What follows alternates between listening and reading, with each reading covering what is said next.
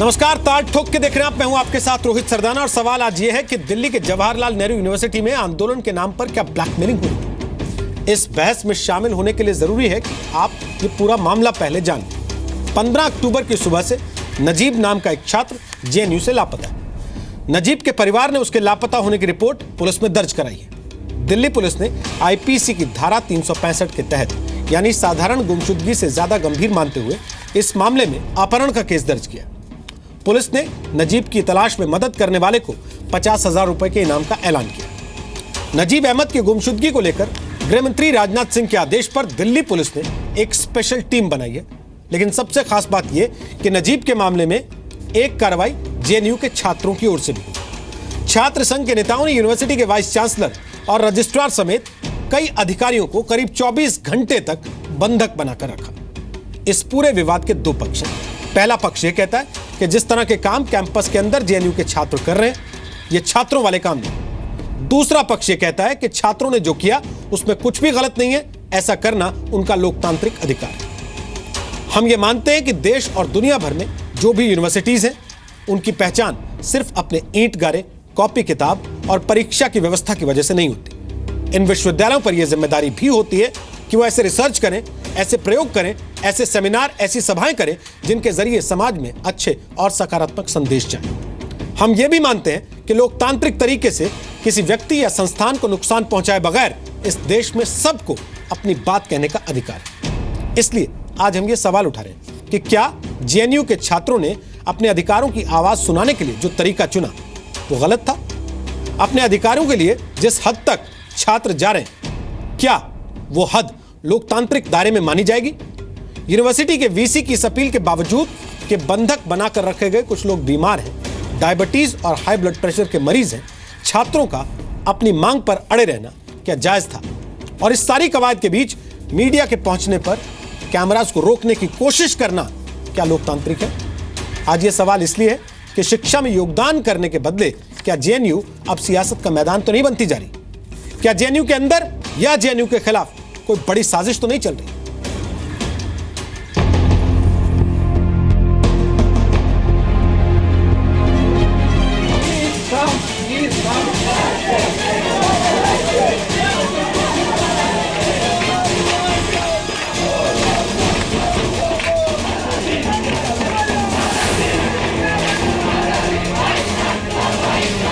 Many of my colleagues have fallen sick. We have a couple of them who is a diabetic patient who has high blood pressure. We simply slept on the floor. We had no food. Students also are spreading lies saying that they have sent food and water inside, which is absolutely a lie. मैं नजीब के room में गया, मैंने room lock किया। मैं room को बताया कि भैया मैं सिक्योरिटी कर रहा हूँ, ये अंकित कुमार है और ये सुनील प्रताप सिंह है। ये बात खत्म करता उससे पहले उन्होंने मुझे थप्पड़ मार दिया। मैं पूछा भैया आप ऐसे क्यों मार रहे हैं? तो मेरे हाथ में जो कलवा जो बंधा हुआ है, कलवा बांध के ये बात बोले, ये तुमने क्यों बांधा है, इसका रीजन क्या है बांधने का? ऐसा मैं क्या बोलता, मैं भैया ऐसा कोई विशेष रीजन नहीं, मैं ऐसे बांधा हुआ हूँ। मैं मुझे कोई ऐसा नहीं बताने गया कि मैं हिंदू धर्म का हूँ, मैं ये प्रैक्टिस करता हूँ, मैं दुर्गा पूजा, ऐसा मैंने कुछ नहीं बताया। 9 फरवरी की बात से जिस तरीके से उमर खालिद और अनिर्बान को दिल्ली पुलिस पूरा दिल्ली में खोज रही थी, लेकिन वो अंत में यहीं हेडक्वार्टर्स में मिला टीचर्स के। तो हमारा पूरा शक है और पूरा भरोसा भी है कि ये जो कासिम है और उसके साथ जेएनयू प्रेसिडेंट है, इन दोनों ने उसको कहीं छिपाया हुआ है। Eyewitness has seen him going alone in a TSR on 50. JNU में कुछ छात्राएं ऐसे हैं जो लगता है पढ़ने के लिए नहीं आया, वो राजनीति करने के लिए आया है। जेएनयू जो है एक पढ़ाई करने का एक बहुत बड़ा संस्था है, इंस्टीट्यूशन है, उसमें पढ़ाई में ध्यान रखे और अपना जो एक्टिविटीज़ जो करना है वो कानून के दायरे में करें। दिल्ली पुलिस जो है वो कहाँ सो रही है कुछ पता नहीं। वाइस चांसलर कहते हैं कि ये पुलिस का काम है, लेकिन वाइस चांसलर की भी ड्यूटी है। लड़कों ने अगर घिराव किया हुआ है तो जाहिर है डेमोक्रेटिक राइट है उनका, वो घिराव कर रहे हैं। लेकिन मैं समझता हूँ कि इमीडिएटली इसमें सरकार को एक्टिव होना चाहिए। जेएनयू के कुछ लोग मिलकर के जेएनयू का माहौल ख़राब कर रहे हैं और उनको वो छात्र जैसा व्यवहार नहीं कर रहे हैं। इसलिए मैं समझता हूँ अब समय आ गया है जब इस पे जो दोषी है उस पे कड़ा एक्शन होना चाहिए। ताल ठोक के आज का पहला सवाल, क्या सियासत की पाठशाला बन गई है जेएनयू? दूसरा सवाल, आखिर कब तक जेएनयू में लड़ाई होती रहेगी? वहां लड़ाई की जगह पढ़ाई कब होगी? तीसरा सवाल, जेएनयू में कोई साजिश हो रही है या जेएनयू के खिलाफ साजिश हो रही है? चौथा सवाल, आखिर क्यों कैंपस में कानून को बंधक बना लिया गया? और ताल ठोक के आज का पांचवा सवाल, जेएनयू में आंदोलन के नाम पर ब्लैकमेलिंग क्यों?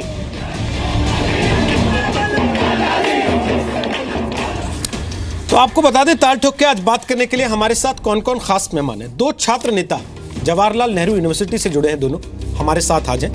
राहिला परवीन हमारे साथ हैं जो कन्वीनर हैं AISF दिल्ली स्टेट की। राहिला, स्वागत है आपका। ललित पांडे हमारे साथ हैं जो कि सेक्रेटरी हैं अखिल भारतीय विद्यार्थी परिषद के, जेएनयू में ही रिसर्च स्कॉलर है। स्वागत है ललित पांडे आपका।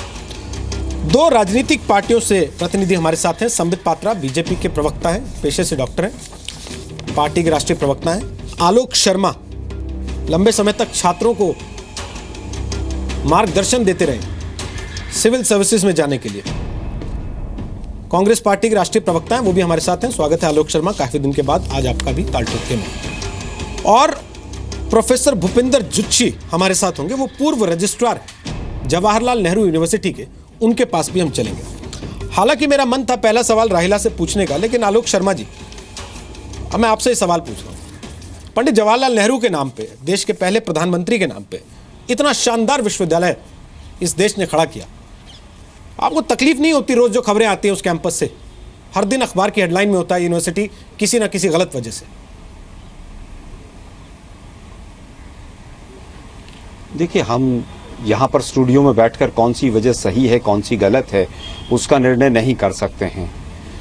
अगर एक विद्यार्थी गायब होता है, किसी भी रूप में है, वो कहाँ है कहाँ नहीं है, किस अवस्था में है, ना मुझे मालूम है ना आपको मालूम है। अगर 5 दिन FIR कराने में VC को लगते हैं तो स्वाभाविक है कि वहाँ पर कहीं ना कहीं छात्रों के अंदर रोष पैदा होगा। अब ये निर्णय के रोष किस एक्सटेंट तक रहे, वो लोकतांत्रिक है या अलोकतांत्रिक है, ये एक बहस का विषय हो सकता है। लेकिन क्या NSY के छात्रों ने जब जब VC के खिलाफ धरने दिए, प्रदर्शन किया, क्या ABVP ने जब जब किया, तो क्या वो सब अलोकतांत्रिक था? क्या वहां पर आज जो छात्र कर रहे हैं वो किसी राजनीति से प्रेरित हैं? मैं समझता हूं ये तमाम सवाल हैं जिनके ऊपर चिंतन किया जाना चाहिए। लेकिन दुर्भाग्य ये है कि देश के गृह मंत्री, मिनिस्टर ऑफ स्टेट होम किरण रिजिजू जी साहब कह रहे हैं कि वो राजनीति का अड्डा बन गया। अरे भाई, JNU ने तो तमाम बड़े बड़े ब्यूरोक्रेट्स भी दिए हैं, JNU ने बड़े बड़े राजनेता भी दिए हैं। JNU एक खुले वातावरण में विचार करने का एक स्थान था। उसका कुछ हो सकता है, कुछ मौकों पर कुछ लोगों ने उसका गलत उपयोग भी किया हो, लेकिन किरण रिजिजू जी साहब को ये बताना चाहिए कि दिल्ली पुलिस क्या कर रही है। एक विद्यार्थी अगर नहीं मिल रहा है, किरण रिजिजू जी से कोई मीडिया का व्यक्ति ये सवाल नहीं पूछ रहा है कि JNU में जिन्होंने भारत के टुकड़े होंगे इंशाअल्लाह अल्लाह नारे लगाए थे, वो आज तक अरेस्ट क्यों नहीं हुए हैं? किरण रिजिजू जी जवाब नहीं दे रहे हैं। मैं समझता हूं कि जब से भारतीय जनता पार्टी की केंद्र की सरकार आई है, इन्होंने यूनिवर्सिटीज को अखाड़ा बना दिया है। आज VC साहब कह रहे हैं कि साहब ब्लड प्रेशर के वो तो पेशेंट हैं, वो तो शुगर के हैं। अरे भाई बिल्कुल है, 5 दिन से आप क्या कर रहे थे? 6 दिन से आपने दिल्ली पुलिस के ऊपर दबाव क्यों नहीं बनाया? आप एग्री करते हैं? क्या रोहित वेमुला जैसा कोई घटना घट जाए आप उसका इंतजार कर रहे हैं? आप एग्री करते हैं कि VC को, रजिस्ट्रार को, बाकी टीचर्स या प्रोफेसर्स या जो भी लोग अंदर थे, उनको 24 घंटे ऐसे बंद करके रखा जाना जायज था, क्योंकि 5 दिन से आपके मुताबिक उन्होंने शिकायत नहीं दर्ज कराई या उन्होंने अपनी तरफ से कार्रवाई नहीं की? नहीं, मैंने नहीं कहा। आप जबरदस्ती मेरे शब्दों में, रोहित जी, मुंह में शब्द नहीं रखे। मैं सवाल नहीं कहा कि जायज था कि नहीं था। आलोक जी, वहां के हालात बताएंगे कि शब्द ठूस रहे हैं। मैं तो मैं बता रहा सवाल पूछ रहा हूँ, क्या आप जायज मानते हैं जी या आप नाजायज मानते हैं? रोहित जी, मैं सीधा सीधा उत्तर दे रहा हूँ, और मैंने अपने पहले वक्तव्य में भी दे दिया है कि क्या ABVP और NSY और तमाम बाकी संगठनों ने जब जब VC को घेराव किया, क्या वो अलोकतांत्रिक था? दूसरी चीज, क्या कल एक मंत्री का बंगाल के अंदर उसके घर बाहर जाकर धरना प्रदर्शन देना बाबुल सुप्रियो का जो था, क्या वो भी अलोकतांत्रिक था? मैं समझता हूं आपके प्रश्न का उत्तर दे दिया है मैंने। नहीं आलोक जी, आपने दिया नहीं है, पर फिर भी मैं आगे बढ़ रहा हूं, वापस आऊंगा, फिर इसको आगे बढ़ाएंगे, इस चर्चा को जहां छोड़ रहे हैं वहीं से आगे बढ़ाएंगे। अब सवाल मेरा यह है, राहिला परवीन, आप पहले अपना पक्ष रखिए पूरा, कि आखिर ऐसा क्या हुआ कि छात्रों को यह तय करना पड़ा कि 24 घंटे हम बाहर ही नहीं जाने देंगे इन लोगों को, हम ताला लगा देंगे। ये कहते रहे करवा चौथ है, ये कहते रहे मेरी बीवी भूखी है, ये कहते रहे कि मेरे को डायबिटीज़ है, ये कहते रहे मुझे ब्लड प्रेशर है, नहीं जाने देंगे। ऐसा क्या हुआ, क्यों इतना गुस्सा आ गया बच्चों को? मतलब मुझे ताज्जुब हो रहा है रोहित जी ये जानकर कि आप ये सवाल पूछ रहे हैं कि ऐसा क्यों हुआ। एक माँ का बेटा 5 दिनों से गायब है, एक बहन का भाई, एक लाचार और बीमार बाप का बेटा 5 दिनों से यूनिवर्सिटी से गायब है, उसकी कोई खोज खबर नहीं है, और आप ये सवाल पूछ रहे हैं कि क्या वजह है। पूरा देश दुनिया आज इस वजह को जान चुका है, फिर भी आप ये सवाल पूछ रहे हैं। आप कैसे ये बात को कह सकते हैं? राहिला, हम आपके मुंह से जानना चाहते हैं वो चीज। सबसे हमें तो पहली पता बात, है, एक मिनट, लेकिन हम चाहते हैं कि आप अपने मुंह से देश के लोगों के सामने रखें ना वो बात। आप सुन लीजिए ना, आपको जरूरी नहीं है ना है कि इस देश का हर आदमी जेएनयू रट रहा है बैठ के। तो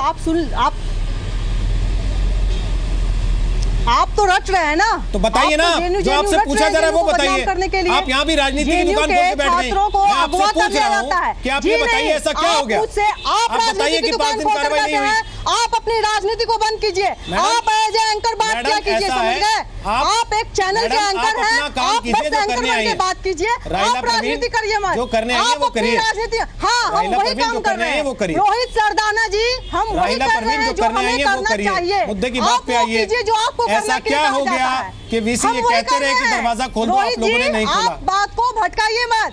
पहली बात तो ये है, आप वो काम कीजिए जिस काम के पैसे आपको मिलते हैं। आप सरकार की नुमाइंदगी मत कीजिए। कौन कहां से पैसे ले रहा है इसका खुलासा करने का वक्त नहीं है, वरना कौन कौन से स्टूडेंट ऑर्गेनाइजेशन, कौन कौन सी पॉलिटिकल फंडिंग से चल रहे हैं, ये सारा देश जानता है। इसलिए मुझे नहीं जाना अभी चीन पाकिस्तान कहां आ रहे हैं इस चर्चा में। सवाल ये है कि आप लोग छात्र संगठन के नाम पर क्या वीसी और रजिस्ट्रार को बंधक बना के रख लेंगे? सीख जाइए, समझ गए? आप लोग वहां रिसर्च करने जा रहे हैं या गुंडागर्दी करने जा रहे हैं?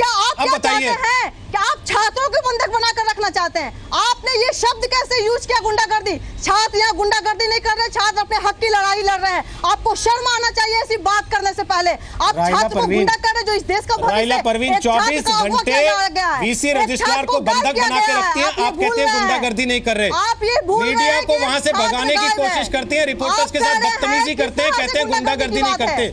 टीवी डिबेट में आके बदतमीजी करते हैं, फिर कहते हैं गुंडागर्दी नहीं करते। रोहित जी, राहिला, परवीन, सब लोग देख रहे हैं, सब समझते हैं इस बात को। इसलिए प्लीज आप मुद्दे की बात पे आना चाहती हैं तो आइए, वरना वक्त जाया कर रहे हैं। आप वक्त जाया कर रही हैं। जो समय आपको मिला है कि आप अपनी बात बड़े से बड़े प्लेटफॉर्म तक पहुंचा सके, बिना सड़क पे आए, बिना गुंडागर्दी करिए, आप उस समय को जाया कर रही हैं, आप वेस्ट कर रही हैं उस टाइम को। बिल्कुल आपके घर का जिस दिन आपका बेटा और आपका भाई 5 दिनों तक गायब हो जाएगा, तब रोहित जी यही शब्द आप बोलिएगा अपने चैनल पर बैठकर, तब समझेंगे कि आप इस देश के नागरिक हैं। राहिला परवीन, आप पीएचडी कर रही हैं ना? आपका घर का बच्चा गायब हो जाएगा, उस दिन ये सवाल कीजिएगा। बातें आप कर रही हैं, तुम्हारा बच्चा गायब होगा, तुम्हारी माँ गायब होगी, आप कैसे कह सकते हैं? आप जिस बात को कर रही हैं वो बात रखिए ना। कह सकते हैं राहिला परवीन, कैसे कह सकते हैं? राहिला परवीन, कैसे दिया कि बंधक बनाकर रखा गया है? एक सुन लीजिए, वीसी एक इंस्टीट्यूशन का हेड होता है, वो यूनिवर्सिटी का हेड होता है। उसके इंस्टीट्यूशन में अगर कोई लड़का लड़की गायब हो जाए तो इसकी जवाबदेही कौन देगा? अगर ये छात्र पूछ रहा है कि आपको जवाबदेही लेनी होगी, आपको जवाब देना होगा, तो आपने इसको गुंडागर्दी कैसे कह दिया? आपको इस देश के छात्रों से माफी मांगना चाहिए। आपने क्षेत्र के लोकतांत्रिक प्रोटेस्ट को गुंडागर्दी का नाम दे दिया। राहिला परवीन, आपने अपनी बात रख ली और अब रखी जाके 5 मिनट वेस्ट करने के बाद। ललित पांडे, अब आप बताइए, आप लोगों का पक्ष क्या है? देखिए, जिस तरीके से, ठीक है मैडम, आपकी बात हो गई, आपने रख दी अपनी कैंपस में इस तरह का माहौल वामपंथ के इन लोगों ने बना रखा है। न वहाँ पर क्लास चल रही है, न वहाँ पर शिक्षक पढ़ा पा रहे हैं, न वहाँ पर स्टाफ अच्छे से कार्य कर पा रहा है। एक लोकतंत्र में विरोध करने का तरीका होता है, उस तरीके के खिलाफ जाकर वीसी को बंधक बनाते हुए वहाँ पर खाने पीने की कोई व्यवस्था नहीं है, वहाँ पर इस तरीके से कार्य किया जा रहा है, ये बहुत ही निंदनीय है। इस तरीके का कार्य, विरोध करने के तरीके को एक तरह से देखा जाना चाहिए। वहाँ पर आप पहले एक बार सुन लीजिए, आपने अपनी बात रखी, हमने कुछ नहीं बोला। अब कृपया करके अपनी बात को समाप्त करें, हमें बोलने दें। तो बोलने ही नहीं दिया। एक छात्र को वहाँ पर इस तरीके से उसके साथ दुर्व्यवहार किया जाता है, उसको थप्पड़ मार दिए जाते हैं, कलावा देखकर उसको थप्पड़ मार दिया जाता है। इस तरीके के हम नहीं जानते कि इस तरीके का होना चाहिए कभी भी। जेएनयू कैंपस हो चाहे देश के किसी भी कैंपस में इस तरीके का व्यवहार नहीं हो सकता। आप थप्पड़ मारकर इस तरीके का व्यवहार नहीं कर सकते। क्या साथी छात्रों को नहीं पता वो छात्र कहाँ है? बिल्कुल इस तरीके का व्यवहार जो किया गया है वो वामपंथ के ही लोगों का किया गया। क्या साथी छात्रों को नहीं पता वो छात्र कहाँ है? वहीं के मैं कहता हूं कि JNU-SU के प्रेसिडेंट उनके साथ मौजूद थे, नजीब भाई के साथ, वहां का उसका रूममेट जो अभी SL का कन्वीनर काउंसलर है वह उनके साथ मौजूद था। उनकी नैतिक जिम्मेदारी बनती है कि वो आखिर है कहां। हम उनसे सवाल करते हैं, सवाल वहां पर उठता है, पूरे देश के सामने आकर उनको बताना चाहिए आप उस रात जब उस छात्र के साथ मौजूद थे तो आखिर वो है कहां। तो आप लोगों पर सवाल उठा रहे हैं ना कि आपके संगठन ने गायब करवा दिया। हमारे संगठन का यहाँ पर सवाल ही नहीं होता है, क्योंकि वहां पर उनके साथ, नजीब के साथ JNU-SU प्रेसिडेंट और कासिम जो अभी काउंसलर और कन्वीनर है वह मौजूद था। तो उनकी जवाबदेही बनती है कि आखिर वह है कहां। और हम ये पूछते हैं कि आखिर आपने 17 तारीख को FIR दर्ज क्यों की। हम लोग जब उसी दिन पुलिस स्टेशन गए थे तो लेफ्ट के वो लोग जो 17 तारीख को आखिर क्यों जाते हैं FIR दर्ज करने, 16 तारीख को 15 तारीख को वो लोग कहां थे? संबित पात्रा, हालांकि आलोक शर्मा का सीधा निशाना केंद्रीय गृह राज्य मंत्री किरण रिजिजू पर था, लेकिन मैं ये चाहता हूं कि आप थोड़ी देर उस राजनीति से परहेज करते हुए इस सवाल का जवाब दें कि दो छात्र संगठन, एक यूनिवर्सिटी कैंपस जिसका दुनिया भर में नाम है, जिसको देश भर में बड़ी इज्जत की नज़र से देखा जाता रहा है बड़े लंबे समय तक, उसके छात्र नेता टीवी पे बैठ के ये कर रहे हैं। क्या इसके लिए JNU है? क्या ये मिसाल देना चाहते हैं अपनी आने वाली पीढ़ियों को, अपने स्कूल जाने वाले बच्चों को, कि वो ये पढ़ाई करेंगे?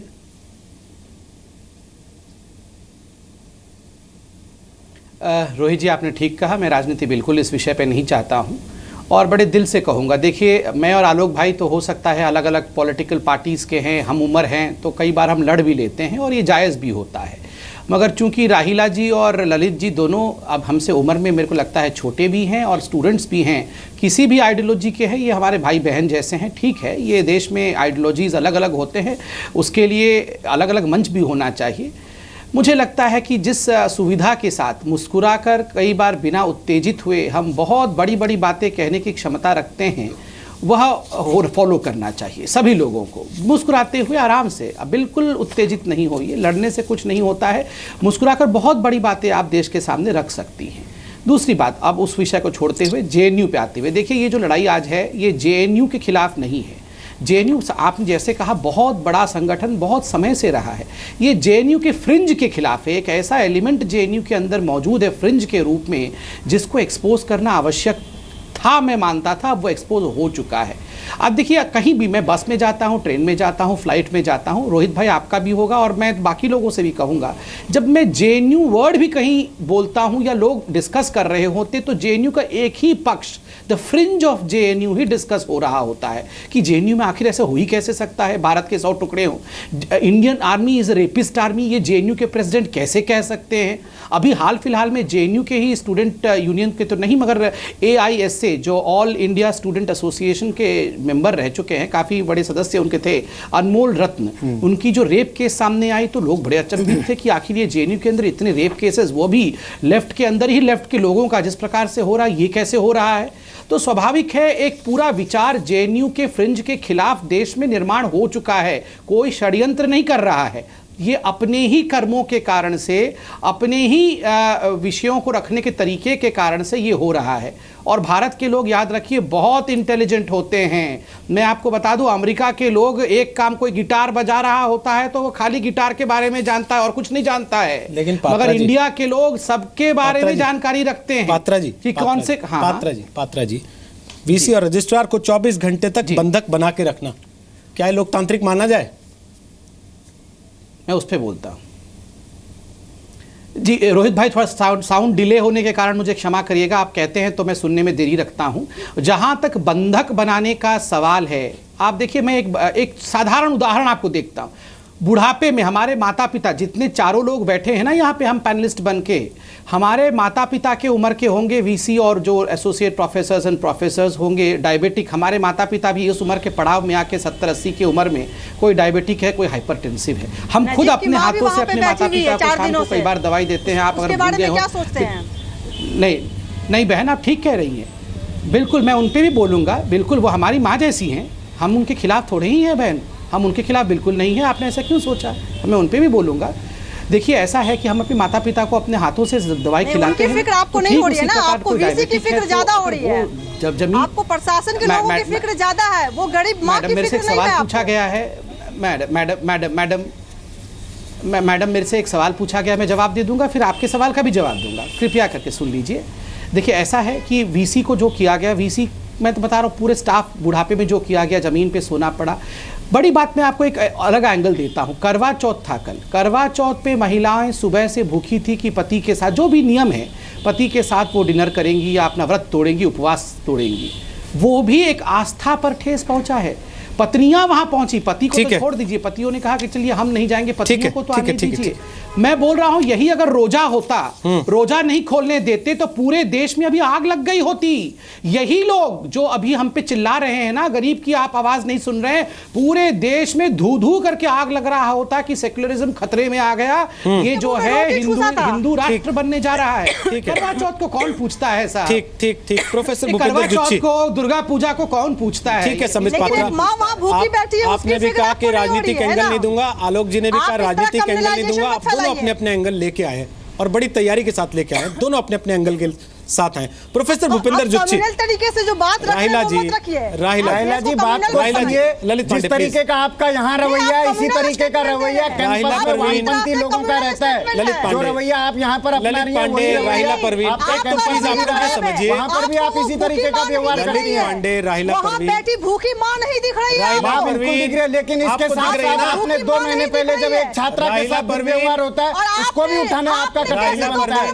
मिला दिया राहिला परवीन, दो मजहब के राहिला परवीन उंगली नीचे रख के बात कीजिए। बात को इस तरीके से राहिला परवीन उंगली नीचे देने का कोशिश कर रही है, राहिला परवीन से उसको भड़काने ललित पांडे प्लीज, ललित पांडे प्लीज, फिर आप लोग जाइए दोनों, आप लोग दोनों चले जाइए, डिबेट छोड़ दीजिए, जाइए वहां कैंपस में खड़े होकर एक दूसरे पर चिल्लाते रहिए ऐसे।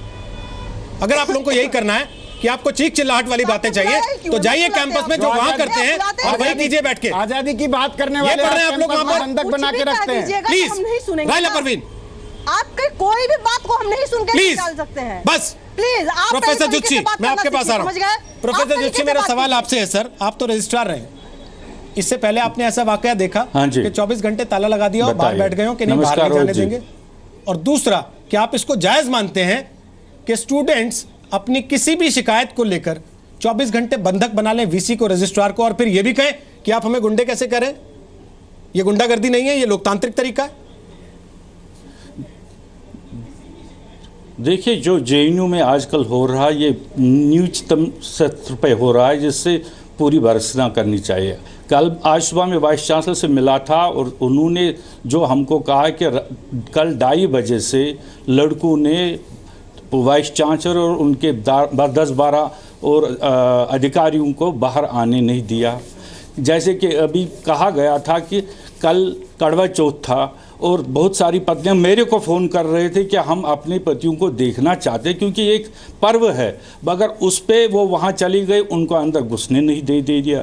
और सारे ये हमारे अधिकारीगण रात भर जागे थे, उन्होंने मुझको फ़ोन भी किया था। ये कहाँ का अन्याय है, ये कहाँ का न्याय है कि आप पूरी अधिकारियों को रात भर, और उनका कसूर क्या है? अगर आप देखेंगे कि आज मिनिस्ट्री ऑफ होम ने खुद ही कहा है कि 50,000 उन्होंने इनाम रखा है जो आदमी इसके बारे में, जो लड़का मिसिंग है उसके बारे में बोलने की। आप जवाहरलाल नेहरू यूनिवर्सिटी की वेबसाइट में खुद देख लीजिए, 3 बार अपील किए हैं उन्होंने। जो कार्रवाई रूल के हिसाब से करनी चाहिए थी एडमिनिस्ट्रेशन को, उन्होंने कर ली है। वो उन्होंने पुलिस को इन्फॉर्म किया। यह पुलिस का काम है कि देखे उसके क्या पीछे है, कौन है, कहाँ है। तो इस पे एडमिनिस्ट्रेशन क्या कर सकती है? अगर हम भी चाहते हैं, वो लड़का जो मिसिंग है, हमको भी उसका दुख है और ये खोजना चाहिए, उसकी पूरी जान पड़ताल होनी चाहिए। अगर ये कोई तरीका नहीं है कि आप पूरी एडमिनिस्ट्रेशन को बंधक बना के रखें और उनको बाहर आने ना दे, खाना नहीं खाने दे, कुछ लोग वहाँ बीमार है, क्या इस तरीके की पढ़ाई होनी चाहिए यूनिवर्सिटी में? ये यूनिवर्सिटी में बच्चे का यही हक, ये ऐसा होना चाहिए। हम इसकी पूरी तरीके से कंडेम, ऐसा कभी होना नहीं। और आज तक मैं जवाहरलाल नेहरू यूनिवर्सिटी में 73 का मैं ज्वाइन किया हूँ, वहाँ का स्टूडेंट रह चुका, पहले भी ऐसे होते थे, मगर आंदोलन में कभी हमने इस निचले सत्र तक जो इन्होंने आंदोलन किया है उसका मैंने कभी देखा नहीं है। आप अपनी मांगे बिल्कुल रख लीजिए, आप एडमिनिस्ट्रेशन के सामने अपनी जितनी भी डिमांड्स आपकी जायज़ है वो ज़रूरी होना चाहिए, उस पर आपस में अक्रॉस द बोर्ड बातचीत होनी चाहिए। मगर ये कोई तरीका नहीं कि आप 24 घंटे से पूरी एडमिनिस्ट्रेशन को बंधक बना के रखें, उनको खाना नहीं दे सकते, पानी नहीं पी सकते। कुछ लोग वहाँ पर डायबिटीज़, मेरे को रजिस्ट्रार साहब ने खुद रात को फ़ोन किया था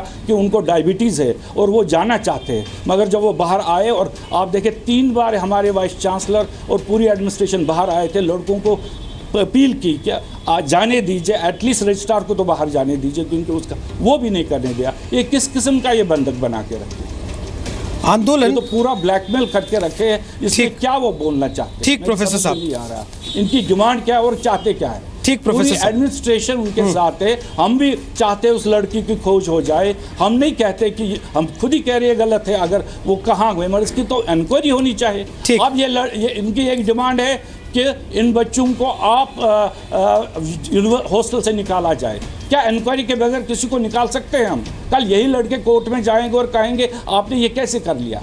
ये खुद ही जो चीज़ें और 9 फरवरी का इंसिडेंट हुआ उस टाइम ये कुछ और कहते और आज कुछ और कहते। मेरी समझ में नहीं आ रहा है क्या कहना चाहते। प्रोफेसर साहब, आप कह रहे हैं आंदोलन पहले भी होते थे, लेकिन आंदोलन इस तरीके से अपनी हद नहीं लांघते थे। क्या वाकई आंदोलन अपनी हद लांघ रहे हैं? क्या इसलिए आंदोलन अपनी हद लांघ रहे हैं कि जेएनयू पढ़ाई की बजाय अब राजनीति का अखाड़ा बनता जा रहा है? लोगों को लगता है यहां से राजनीति जल्दी चमक जाएगी। रिकॉर्ड 39 सेक्सुअल हैरेसमेंट की कंप्लेंट्स आई जेएनयू में साल 2015-2016 में, यह यूजीसी का आंकड़ा कहता है।